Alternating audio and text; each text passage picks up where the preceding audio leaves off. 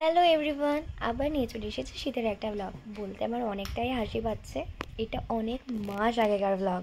দিনটা ছিল 25 ডিসেম্বর, মানে রায়ের বার্থডে ছিল সেদিনকে। বাবা তো অনেক আগেই রায়দের বাড়িতে চলে গেছিলো। আমার পড়া ছিল বলে আমি পড়া কমপ্লিট করে নেওয়ার পরে আমি আর মা চলে গেছিলাম রায়দের বাড়িতে। শুধুমাত্র আমি আর মা না, টাকলু জ্যাঠারাও আমরা গেছিলো আমাদের সঙ্গে। বেসিক্যালি টাকলু জ্যাঠার টোটোতেই আমরা এসেছিলাম। দেখো কত সুন্দর করে বালুন দিয়ে চারিদিকটা ডেকোরেট করা হয়েছে।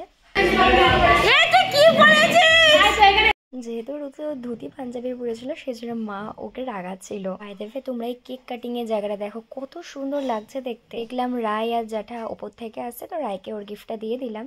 আর এখানে দাদার একটা কাস্টমার রায়কে গিফট দিচ্ছিল, দেখো কত সুন্দর নুপুর দিয়েছে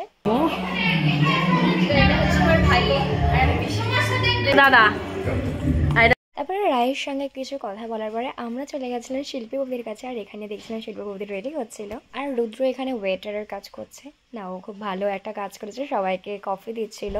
তারপরে আমরা সবাই মিলে একটু গল্প করছিলাম, যাই হয় মানে অনেকদিন পরে সবার সঙ্গে দেখা হয়েছে। কেক কাটিং এর অনেকটা দেরি ছিল বলে আমরা বেশি দেরি করিনি, খেতে বসে পড়েছিলাম কারণ তাড়াতাড়ি বাড়িও যেতে হবে। এই নাও দেখে নাও পজ করে মেনুতে কি কি আছে। ফার্স্টে থালা দিয়ে দিয়েছিল, তারপরে ফিশ ফ্রাই দিয়ে দিয়েছিল, না ফিশ ফ্রাই না ওটা পনির ফ্রাই ছিল। দিয়েছিল ডাল, ভাত, মাছ, প্রত্যেকটা খাবার ভীষণ সুন্দর হয়েছিল। আর পোলাও আর মাংসটা তো ভীষণই ভালো হয়েছিল। তারপরে দিয়েছিল চাটনি। আচ্ছা, তোমাদের আমের চাটনি ভালো লাগে না টমেটোর চাটনি ভালো লাগে? আমার তো আমের চাটনি ভালো লাগে। তারপরে দিয়ে দিয়েছিল পাঁপড়, মিষ্টি, আইসক্রিম আর পান।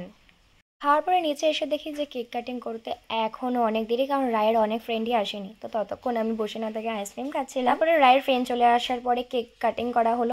দাদা এখানে ভালো করে কেকগুলোকে পিস করে নিচ্ছিল সবাইকে দেওয়ার জন্য। বাট রায় তো বলছিল যে কাকে কোন পিসটা দিতে হবে, কারণ এর মধ্যে কালারফুল বল ছিল, ওগুলো ওকে দিতে হবে। যাই হোক, এখানে রায়ও কিন্তু অনেক হেল্প করেছে, সবাইকে কেক দিয়ে এসেছে। দেখো কত সুন্দর মাছ এই অ্যাকোয়ারিয়ামে।